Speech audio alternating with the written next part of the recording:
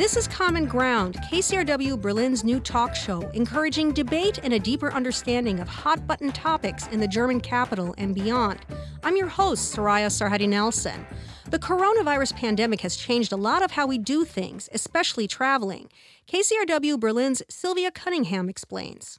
Back in March, leaders around the world began imposing sweeping restrictions to contain the novel coronavirus. One was Donald Trump, who got a lot of attention with this edict. We will be suspending all travel from Europe to the United States for the next 30 days. The U.S. president added, and these prohibitions will not only apply to the tremendous amount of trade and cargo, but various other things as we get approval. Anything coming from Europe to the United States is what we are discussing. These restrictions will also not apply to the United Kingdom. The actions drew swift condemnation from EU leaders Ursula von der Leyen and Charles Michel. They urged international cooperation rather than unilateral actions. In an interview with American broadcaster CNBC, European Central Bank President Christine Lagarde agreed.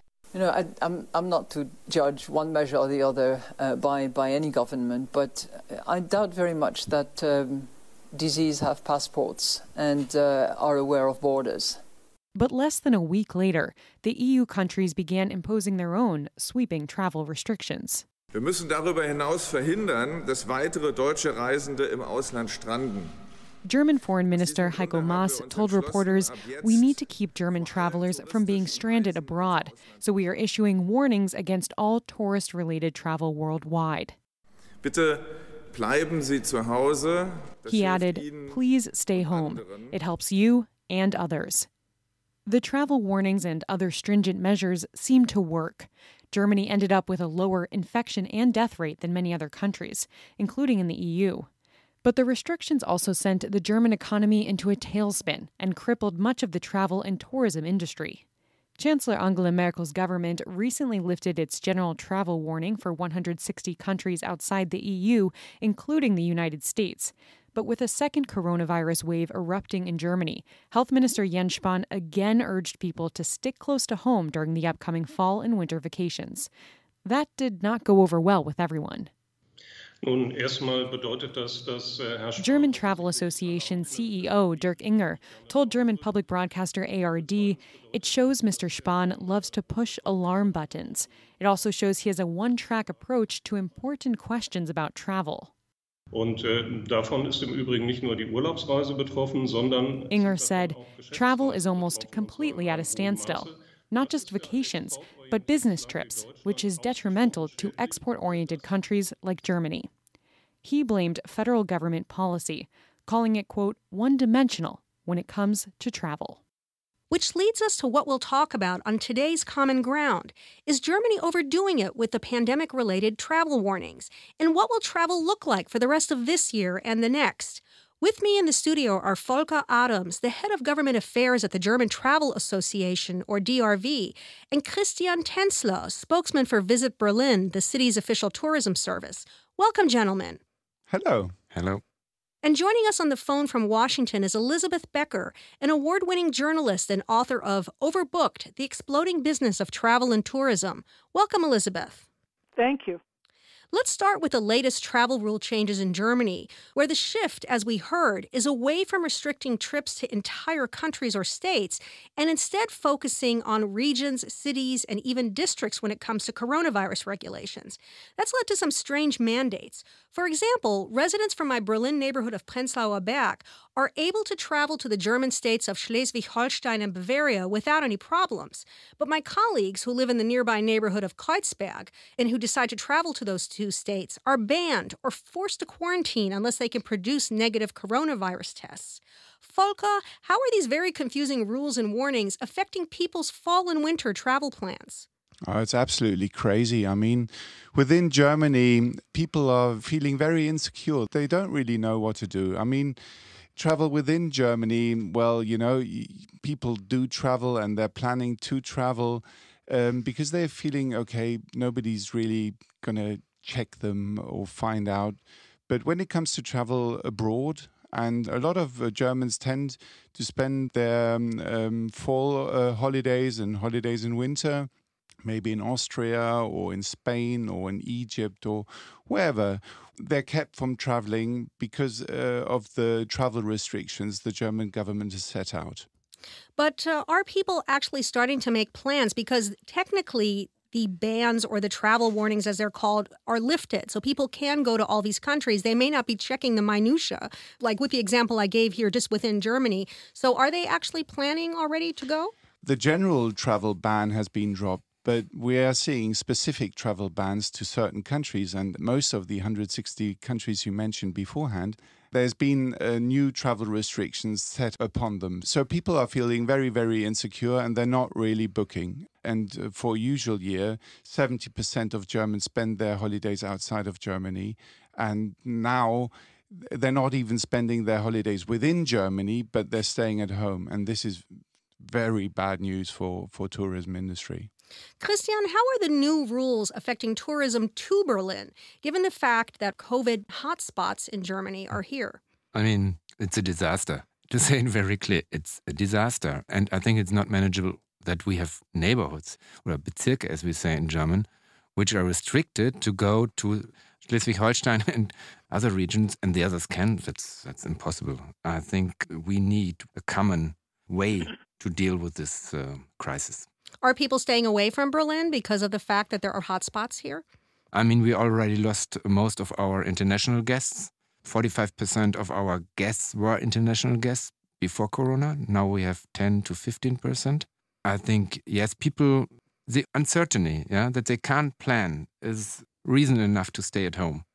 Elizabeth, how does what's happening in Germany regarding the intense travel scrutiny, the warnings, the bans, compare to the experience in the United States? We are the equivalent of the Wild West right now. I'm listening to your two guests, and it's so rational. And I'm quite envious that you are pinpointing exact spots where you have problems and allowing the rest of the country to follow the regular rules. We don't have such rules. So, for instance, to take a trip within the United States, you have to check our Center for Disease Control to see where the hot spots are, and then you have to go to that state, and that state may or may not tell you the information you need because they've decided not to do that. They will have strange rules that make you very nervous, and you have to go and find, the one or two states that you trust. Forget going overseas. I mean, our passports are this side of worthless in most countries. And the countries that do pinpoint the states in the United States that have good records and allow those American citizens to come are very few. I'm thinking of Costa Rica. So it's very hard on the travel industry, to put it mildly, and ours is in much worse shape than Germany's. We don't have the government support that you have. And as you know, the American leadership, President Trump and much of the White House have COVID-19 and still refusing to give additional subsidies. So it's a patchwork of irrationality. Unfortunately, the Foreign Ministry declined our invitation to join us and explain the reasoning for continuing their intense pressure on travel. Christian, you're with the visitBerlin site, which is the city's official tourism office. So can you speak to that issue? I mean, is it necessary to curb travel to the extent that is happening, in your opinion? I mean, first of all, the health of our guests is the most important thing. And I think the German government has, in the last months, during the summer weeks, they did a good job, and the management of the crisis were very good. Now we face the winter and the autumn and the winter season. And of course, the number of infections are rising. And we have to think about different rules to get along with the crisis. But what is happening right now, that in every of our states, some of our states are rules like this and in other are like this. This is not the best way to solve the problem, I guess. People need to know what is going on. They need to plan, and people can't plan. In Berlin, 230,000 people are working in tourism. They have no future right now. They don't see a future, and that is something we have to discuss and to talk about and find the right regulations for this. Volker, your CEO, Dirk Inge, told ARD that the solutions the government has come up with are just too confusing and too simplistic. I'm wondering if you can explain what your association's position is. I mean, what do you think would be a better way to prevent or protect people against the coronavirus and allow for travel to be a little bit more flexible, shall we say? First of all, increase testing. That's the number one. We don't believe in border restrictions and quarantine because coronavirus does not have a passport. Most of the tourism destinations have implemented security, hygiene protocols and all of this. And we've seen that the holidaymakers that have come back to Germany after the summer vacations to Spain or to Italy or to Greece, even high-risk places, most came back not infected. 0.27% of travelers coming back from the high-risk place, Spain, were infected when coming back. We know this because everybody was tested, because these people arriving by plane, they had to take a test, and nearly next to nobody was positive. So we believe in the end you will have to have more and more testing. Testing is the answer. By doing that, by having safe corridors, testing holidaymakers, getting on the plane or before they get on the plane, coming to the destination, spending their time at the hotel, joined by other holidaymakers that have been tested, coming back, being tested again. But when looking at the holidays themselves and the holidaymakers, we didn't get one single holiday maker, package traveler in the summer months that had to get treatment at a hospital in one of the destination countries for COVID-19. So yes, there were some people infected, but not in a very serious manner. So this means for us, people should and can travel as long as they travel safely. Elizabeth, what do you think? Do you think testing is the answer? And I mean, are there countries out there that are doing this right, that are able to preserve travel to some extent? Yes, testing is the answer. And boy, which country is doing it right? Unfortunately, yes, COVID-19, the virus doesn't know any borders. However, the leaders who control those borders are being held accountable to the citizens who don't want to become infected. So you can look at the corridor system, which mostly works and was just referred to. That's been working in Asia and Australia to a certain degree. A large country like China has recovered a lot of its tourism industry by working within the domestic market, not worrying so much about overseas. And that has helped increase the tourism industry and brought it back a bit. But the IATA, the Organization for Air Travel, has said that overall there's been sufficient number of new surges of COVID-19 in the world that they see another downward trend towards the end of 2020, and they've had to reduce their prospects to a 66% drop from 63%. So you can have a sane, safe idea in Germany, but that's going to be thrown off kilter because every country is experiencing it differently, whether it's closing down bars in Paris or shutting down the whole quarters in Madrid or having a big breakout in South Korea, which had done so well before. You cannot plan for that. And my suggestion would be to the industry, why not consider helping planning by really getting away of all those fees you have for changes and stuff like that. I don't know if Germany does, but a lot of the industry would do much better if they got rid of the fees, said, this is a situation we cannot plan for. So make your plans. If something doesn't work out, don't worry. You'll either get credit or you'll get your money back. We're going to take a short break, and when we come back, we will hear from some travelers about their experiences in Germany and the United States. Stay tuned to Common Ground. I'm Marco Werman. Each day, we give you the world. They don't want people driving into the center of London. The world is curious. It's a total chaos in Venezuela right now. The world is surprising. The Australian government is completely clueless. The world is unexpected. The Japanese really have made history today. The world is right here. Join us.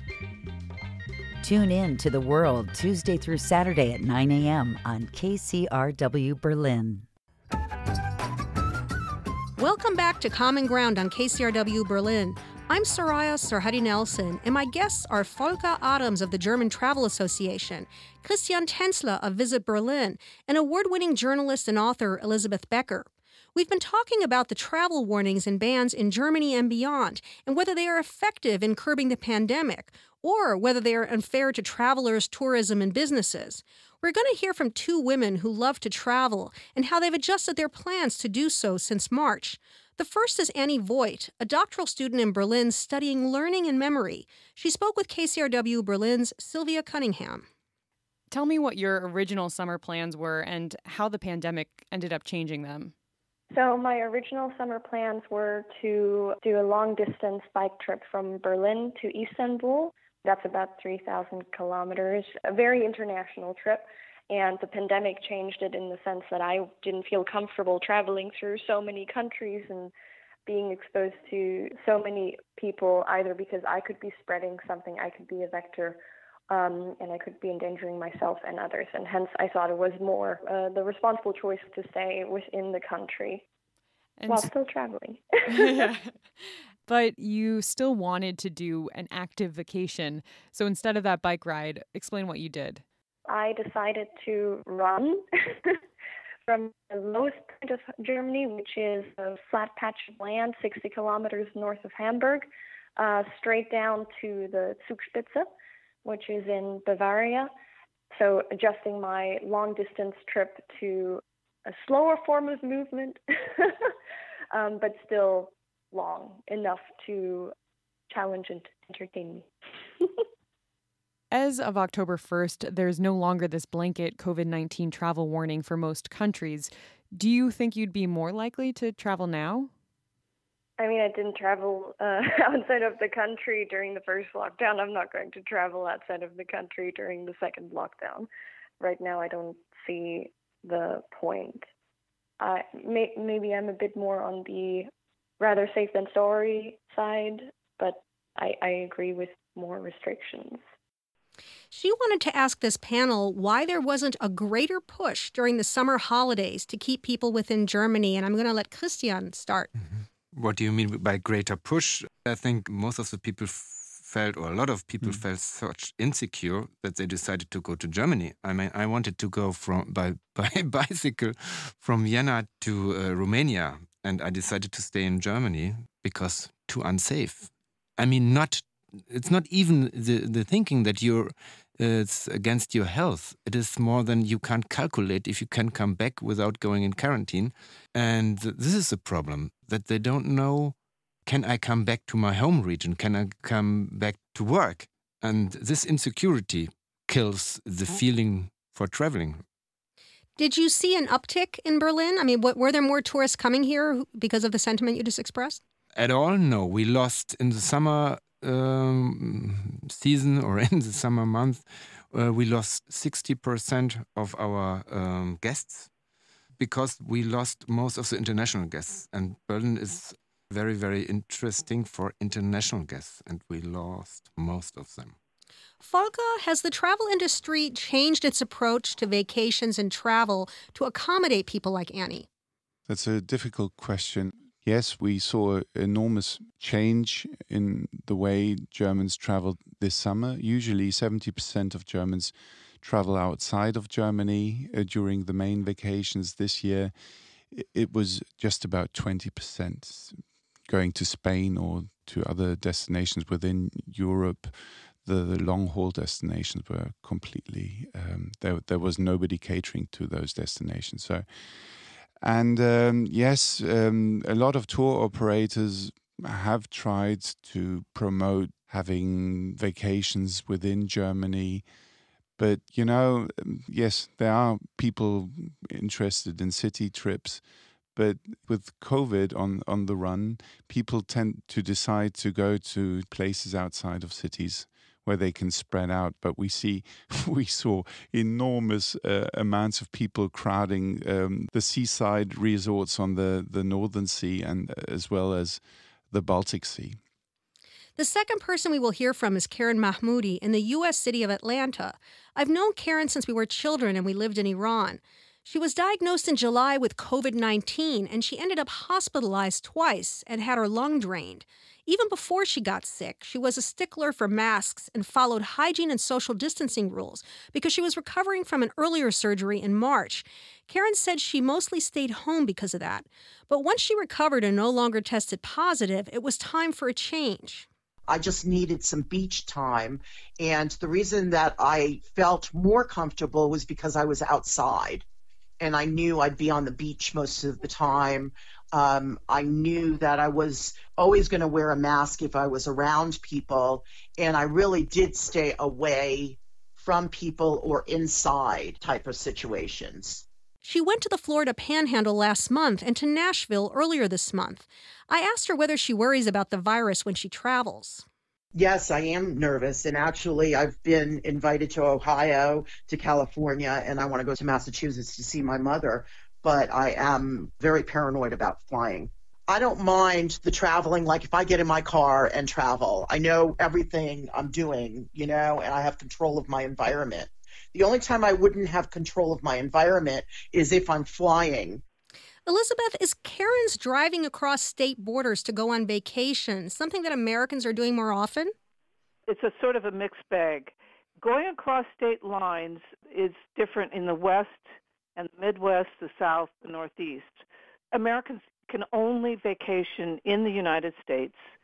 They have bought recreational vehicles so they don't have to stay in hotels or motels. And yes, they will cross state borders, but whether or not they pay attention to the rules of the state is something else. And that's the precaution I was talking about at the beginning. When you go to a state, will you be looking and following their rules, or will you just keep going and saying, what the heck? A lot of Americans don't believe in masks. They don't believe in quarantine. So, yes, they will cross borders, whether they'll be respectful of the laws in the state that they're visiting, or maybe the states don't have any. And overall, the rate of infection has been tracked to a lot of the travel. Volker, what about the experience in Germany? Are more people preferring to go by car and train rather than planes? I mean, do they share that fear of being infected because of recirculated air on the plane? Absolutely. I mean, the distances are obviously far, far shorter than in the US. So for most people, it's no real problem taking the train from north to south or jumping into the car and taking the car. And we've seen a lot of travel this summer, stayed within Germany or just went to the neighboring countries, to Austria or France or Italy. People chose the car.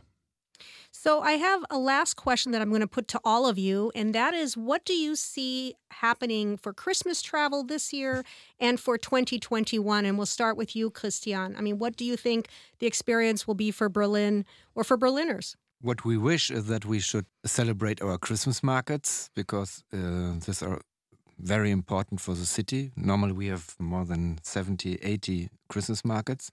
And there are hygienic concepts which are really good. And I really pray that this will happen. But I can't tell you this will happen. Nobody knows. So no scoop you can give us today about whether the Christmas markets will open. No. I hope so. And next year, I think we need a very long time for recovering. If you look at the Berlin airport, we will have a new airport this month. They have 20% of their normal traffic, and this will last for a very long time. If you look at all the airlines, how they plan, I'm not very optimistic. And I think we need this fast testing, and I think we need vaccination, and we need the help of everybody to get safe or safer.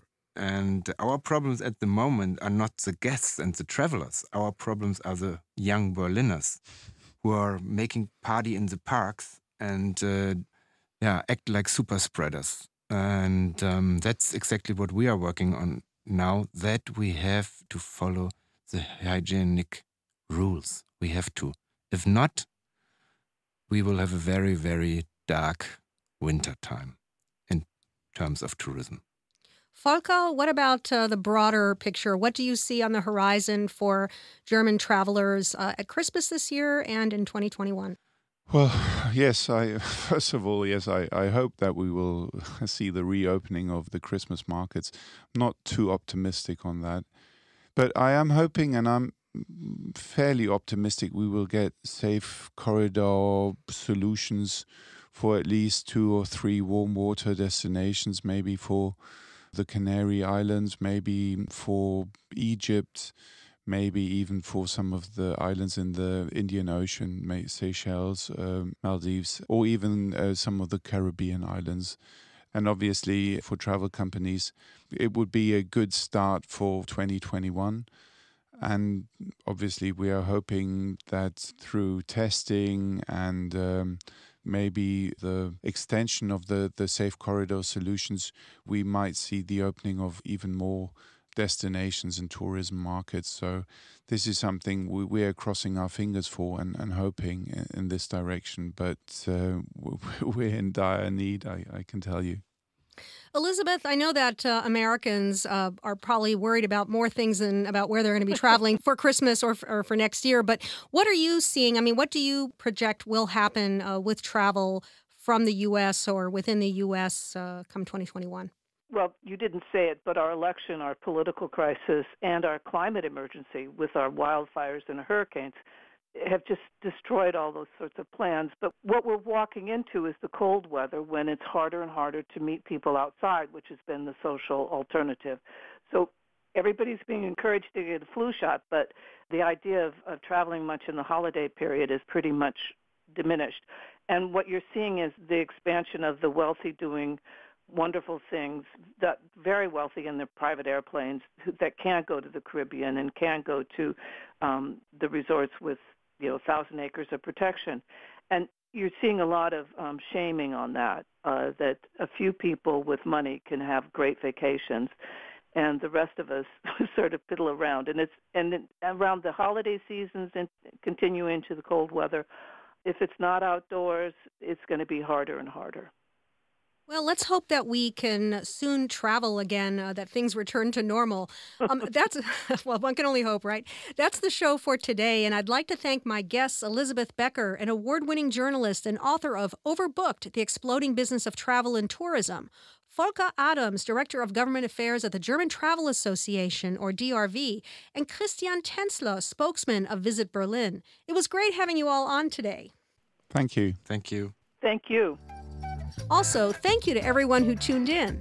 I'm your host, Soraya Sarhaddi Nelson. Join us next Monday for another episode of Common Ground. You can hear our show on 104.1 FM in Berlin or stream it via the KCRW app or kcrwberlin.com. Common Ground is also available as a podcast, so download it wherever you get yours. And if you want to pose a question for our guests on upcoming shows, go to kcrwberlin.com and click on Common Ground for details.